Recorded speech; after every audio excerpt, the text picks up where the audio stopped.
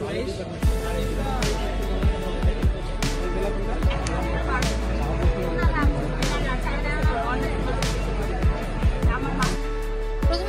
মধ্যে একটা আশঙ্কা কাজ করছিল যে আমাদের শিক্ষক কর্মচারী কর্মকর্তারা আবার কোনো রকম কর্মবিরতিতে যায় কিনা, আমরা এর আগে যেটা দেখলাম।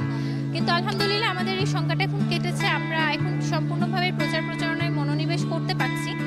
আর আরেকটা যে কথাটা বললেন যে আমরা ভোটারদেরকে নিজের দিকে টানার জন্য কি করছি, আমরা বিশ্বাস করি যে রাজশাহী বিশ্ববিদ্যালয় খুব সচেতন একটা নাগরিকদের জায়গা। এই জায়গায় ভোটারদেরকে নিজের দিকে টানার জন্য কোনো স্টান্টের দরকার নাই, আমার স্টান্ট করা লাগবে না ভোটারদেরকে নিজের দিকে টানার জন্য।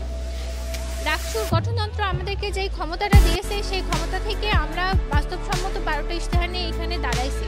এখানে আকাশ কুসুম অনেকে অনেক ধরনের ইশতেহার দিয়েছে, কিন্তু আমাদের শিক্ষার্থীরা যেহেতু সচেতন, তারা এটা পার্থক্য করতে পারবে কোনটা বাস্তবসম্মত কোনটা আকাশ কুসুম।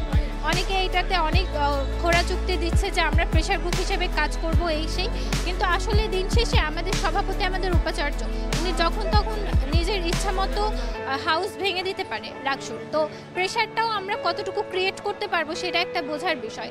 সেই জায়গাগুলো যদি শিক্ষার্থীরা ক্লিয়ার থাকে এবং আমাদের যারা আমরা স্বতন্ত্র বা কোনো রকম সাংগঠনিক সাপোর্ট ছাড়া দলীয় রাজনীতির বাইরে এসে দাঁড়াইছি, আমাদের ভোটারদের কাছে একটাই মেসেজ যে একটা বছরও হয়নি আমরা খুব সম্মিলিত কণ্ঠে স্লোগান দিয়ে আসছি। এখনও আমাদের রাজশাহী বিশ্ববিদ্যালয়ের দেয়ালে দেয়ালে লেখা আছে যে লেজুর ভিত্তিক ছাত্র রাজনীতি বন্ধ চাই।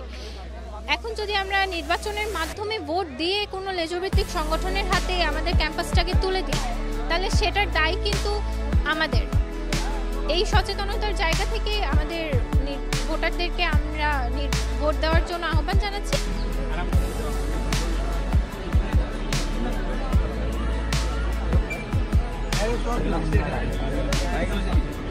শিক্ষার্থীদের সাথে আমরা তাদের মতামত নিয়ে তাদের যে চাহিদার ব্যাপারগুলো সেগুলো মাথায় রেখে আমরা ইশতেহারগুলো ঘোষণা করেছি। তো বিশেষ করে আমাদের শিক্ষার্থীরা যে ছাত্র রাজনীতির নেতিবাচক দিক বা ভয়ভীতির যে ব্যাপারটা সেটি নিয়ে তারা খুবই কনসার্ন। আমরা ভয়ভীতিহীন নিরাপদ ক্যাম্পাস গড়ে তোলার লক্ষ্যে কাজ করে যাব আমরা ইশতেহারে ঘোষণা করেছি। এবং বিশেষ করে আপনারা জানেন আমাদের যে শিক্ষার পরিবেশ, আমাদের বিশ্ববিদ্যালয়ের বিভিন্ন ডিপার্টমেন্টে শিক্ষা উপকরণগুলো এখনও অপ্রতুল, সেটি নিয়ে প্রশাসনের সাথে সমন্বয় করে কাজ করে যাব যেন তার শিক্ষা জীবনে তার প্রয়োজনীয় জিনিসগুলো যেমন শিক্ষার্থীর যেই কম্পিউটার ল্যাবে কম্পিউটার, প্রজেক্টর বা বিভিন্ন যে শিক্ষার্থী উপকরণ বা অনেক ক্ষেত্রে অসচ্ছল শিক্ষার্থীরা তাদেরকে বিনা মুনাফায় বিশ্ববিদ্যালয় প্রশাসন থেকে ঋণ সুবিধা, এরকম যে সুবিধাগুলো আছে সেগুলো নিয়ে আমরা কাজ করে যাব। রাজশাহী বিশ্ববিদ্যালয়ে আমাদের টোটাল প্রায় 30,000 ভোটার। তো এখানে মাত্র 36% শিক্ষার্থী হলে অবস্থান করছেন, ছেলে মেয়ে মিলিয়ে। তো সে জায়গায় অধিকাংশ শিক্ষার্থী যেহেতু ম্যাচগুলোতে অবস্থান করে এবং আমাদের এখানে ক্লাসরুমে প্রসারণায় নিষেধাজ্ঞা আছে, আচরণবিধি লঙ্ঘন। তো এই জায়গায় আমরা আসলে শিক্ষার্থীদের কাছে ডোর টু ডোর পৌঁছানো আমাদের জন্য একটু কষ্টসাধ্য হচ্ছে। আমরা চেষ্টা করেছি আমাদের সাধ্য অনুযায়ী ম্যাচগুলোতে যাওয়ার জন্য।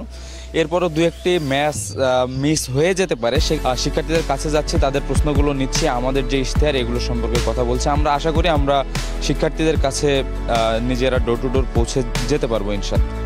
দেখুন, এই নির্বাচন নিয়ে একটা সংশয়ের জায়গা ছিল। শিক্ষার্থী কর্মকর্তা কর্মচারীদের যে আন্দোলন, এই আন্দোলনের কারণে কিন্তু এই নির্বাচন একবার পিছিয়ে ছিল।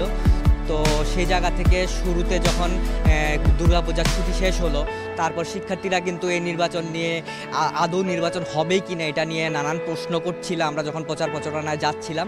কিন্তু এখন যেহেতু শিক্ষক কর্মকর্তা কর্মচারীদের একটা তাদের পক্ষ থেকে আশ্বাস পেয়েছি যে তারা নির্বাচনের আগে আর কোনো আন্দোলনে যাচ্ছেন না, সেই জায়গা থেকে আমরা বলতে পারি যে নির্বাচন নিয়ে এখন আর কোনো শঙ্কা নেই। 16 তারিখ আমরা রাকসু নির্বাচন পেতে যাচ্ছি। তবে আমরা যারা যে প্রচারণা করছি তারা লেভেল প্লেইং ফিল্ডের একটা অভাব বোধ করছি।